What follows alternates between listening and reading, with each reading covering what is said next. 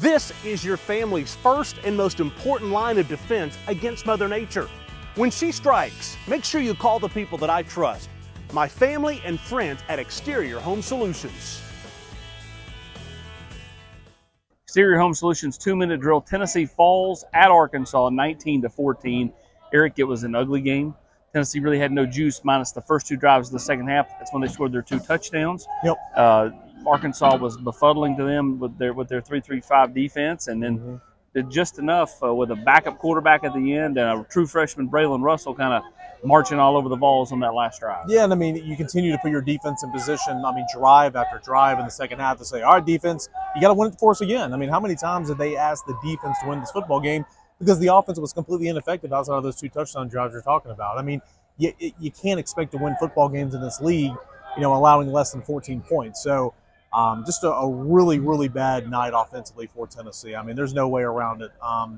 Arkansas dictated this football game. Nico was in distress all night. I thought the offensive line had a poor night. I thought the running backs were, quite frankly, really bad in pass pro, really bad. And it's not good. And when you get that type of performance, especially on the road, when you can't even hear yourself think at times, this is the type of the result you get.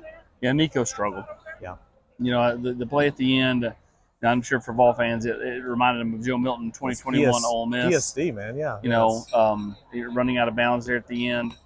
It's just a rough loss. Again, receivers couldn't get open.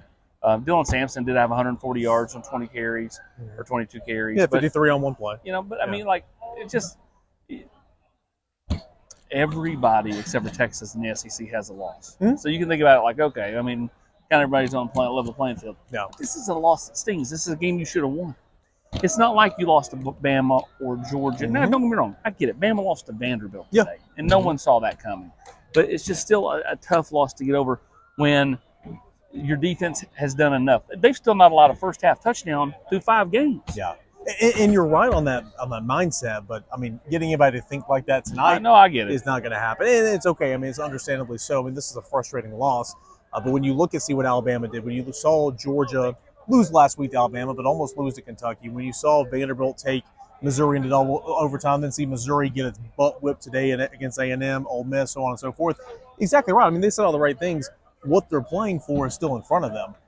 But awesome, what gives me pause, at least here tonight, and thinking back to the Oklahoma game a little bit now, is you can't really feel good about it because the explosives were nowhere to be found tonight. You're not protecting your quarterback. And again, we'll talk about it all week long and on the post-game mini-pod, but that was just brutal. Tennessee had no rhythm offensively, not one time in this football game, with the exception of those two drives, but that was few and far between. Two plays stick out to me. Not kicking, at least attempting the field goal at the end of the first half. Yeah. Max Gilbert was knocking them in from 60 in pregame, and knocking them in easily. It wasn't like it was just creeping across.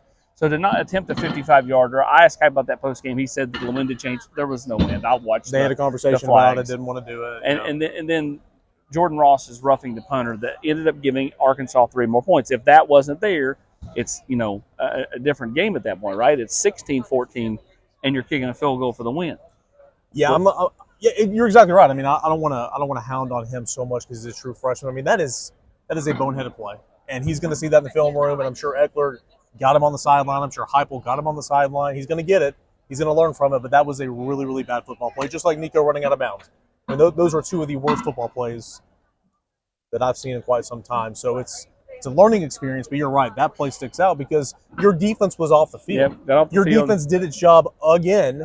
You were off the field, and then because you allowed them just another opportunity, they go straight down the field and they get points. And in a game like this, where your offense is nowhere to be found, consistency-wise, every defensive series counts, and that was a huge one. It is Tennessee now 4-1 on the season after a perfect September. They are 0-1 in October. They've got Florida coming to town next week. The Vols will have to get right back up on the horse, and Squirrel White left here in a sling and Brew McCoy left here in a cast. Yeah. So a couple of receiver injuries to pay attention to heading into Florida week. He's Eric Kane. I'm Austin Price.